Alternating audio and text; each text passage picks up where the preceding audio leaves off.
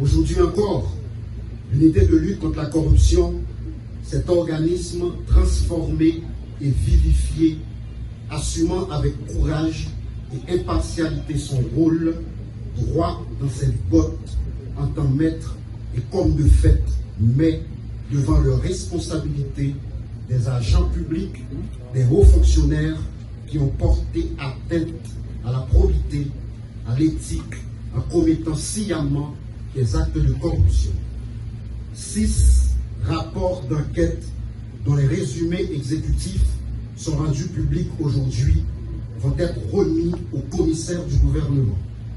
Il s'agit des dossiers de l'ancien directeur général de l'OFATMA, de l'ancien protecteur du citoyen, de l'ancien directeur de l'immigration et de l'émigration, des cadres de la direction de la DIE et des centres de réception et de livraison des documents d'identité et d'autres fonctionnaires dans les régions.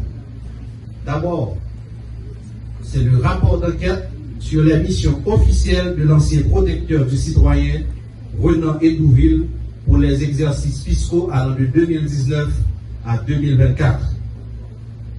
Le rapport d'enquête sur les contrats de restauration conclus par l'ex-directeur général de l'OFATMA, Carl François. Rapport d'enquête sur des suspicions de corruption dans la production des passeports au sein de la direction de l'immigration et de l'émigration pour la période allant de septembre à décembre 2024, qui concerne particulièrement l'ancien directeur Stéphane Vincent. Rapport d'enquête sur l'utilisation des frais supplémentaires exigés des demandeurs de passeport pour la période allant du 1er janvier au 31 décembre 2023. Et les deux autres rapports sont des rapports régionaux. C'est le rapport d'enquête sur les allégations de corruption faites à l'encontre de certains employés et cadres du centre de réception et de livraison de documents d'identité de ces morts.